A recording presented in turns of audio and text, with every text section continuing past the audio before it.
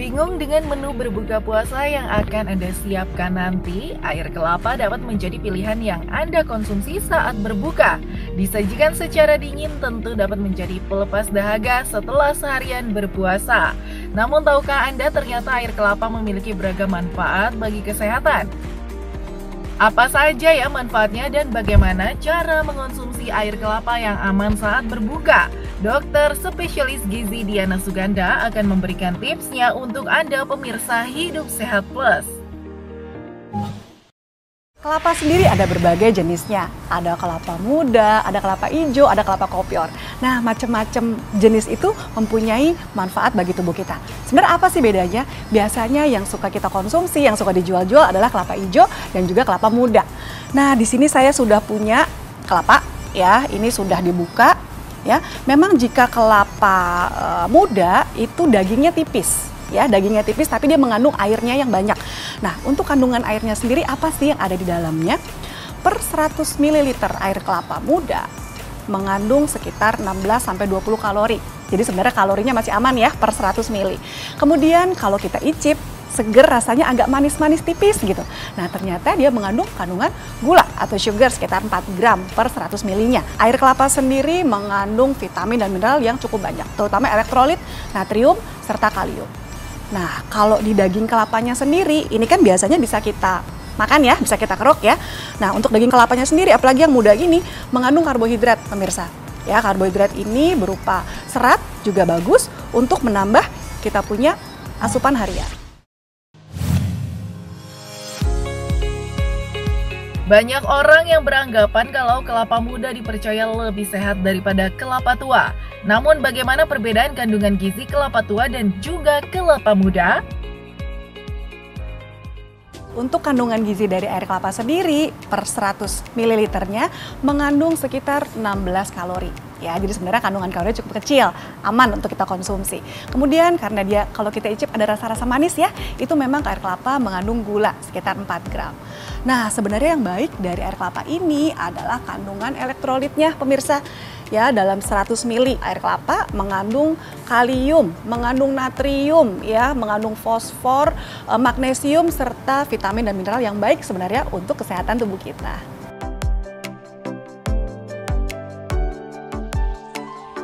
Dan semakin tua kelapa, biasanya dagingnya akan semakin tebal dan kadar airnya semakin sedikit. Makanya biasanya kita pakai untuk berbuka puasa adalah kelapa muda.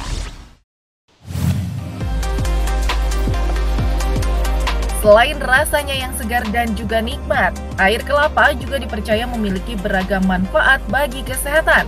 Lantas apa saja ya manfaat setelah mengonsumsi air kelapa? Oke, manfaat air kelapa yang kita konsumsi adalah karena sebenarnya kelapa ini kandungan airnya sangat tinggi, ya. Baik sekali kita berikan untuk rehidrasi, untuk menggantikan cairan yang hilang, terutama pada orang-orang yang mengalami masalah diare. Ya, pada saat diare itu kan keluar cairan banyak terbuang, kemudian elektrolit juga banyak terbuang. Nah, kita bisa gantikan atau rehidrasi dengan air kelapa, karena air kelapa mengandung elektrolit yang baik untuk kesehatan. Air kelapa yang ditambahkan es dan juga gula dapat menjadi menu takjil untuk berbuka puasa. Namun sebagian orang justru ragu mengonsumsinya saat berbuka. Lantas amankah mengonsumsi air kelapa untuk berbuka puasa?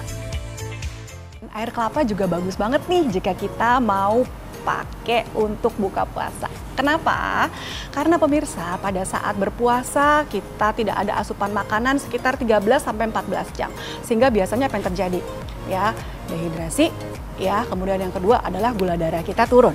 Nah, air kelapa ini mengandung cairan serta gula tadi ya, sehingga bisa menaikkan kadar gula darah serta bisa merehidrasi orang-orang yang berpuasa. Karena kandungan elektrolit yang cukup tinggi pada air kelapa, yaitu natrium serta kalium, ternyata tidak semua orang bebas mengkonsumsi air kelapa ini.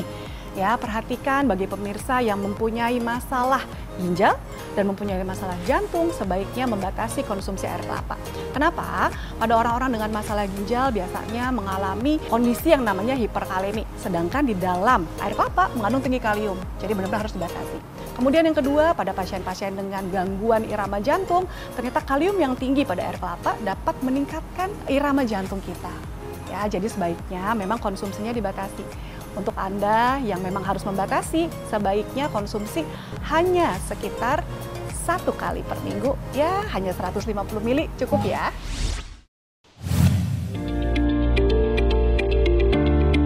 Beragam mitos dan fakta banyak beredar di masyarakat tentang air kelapa. Salah satunya kelapa muda dapat menjadi sumber elektrolit bagi tubuh. Benarkah itu fakta atau mitos?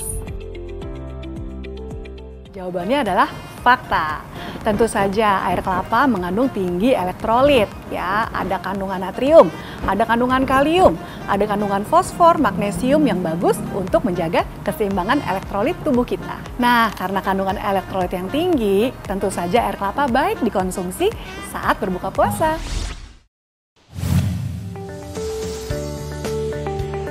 Ibu hamil memang harus menjaga asupan makanan dan minuman yang harus dikonsumsi. Namun bagaimana ya dengan air kelapa? Karena mitosnya air kelapa baik dikonsumsi oleh ibu hamil.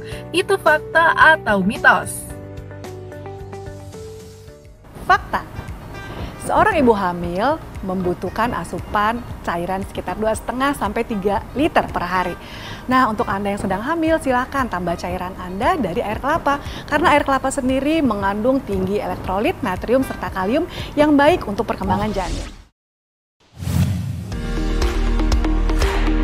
Fakta mitos selanjutnya, mengonsumsi air kelapa saat berbuka puasa dapat membantu tubuh terhindar dari dehidrasi. Benarkah itu fakta atau mitos? Fakta. Yes, tentu saja. Untuk Anda, untuk menghindarkan dehidrasi, silakan konsumsi air kelapa. Apalagi untuk Anda yang sedang diare, misalnya, yang buang air besar berulang kali, silakan konsumsi air kelapa untuk mengatasi diare kita. Kemudian untuk kita yang sedang berpuasa, silakan untuk mengatasi dehidrasi, kita minum air kelapa sekitar 1 gelas pada saat sahur dan 1 gelas pada saat berbuka puasa.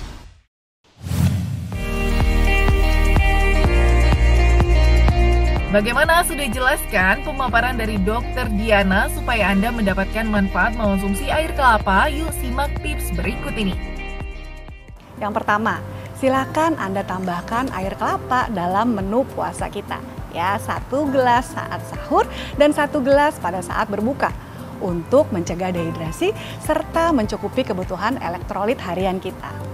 Yang kedua, pada Anda pemirsa dengan masalah ginjal serta masalah irama jantung, sebaiknya tidak mengkonsumsi air kelapa.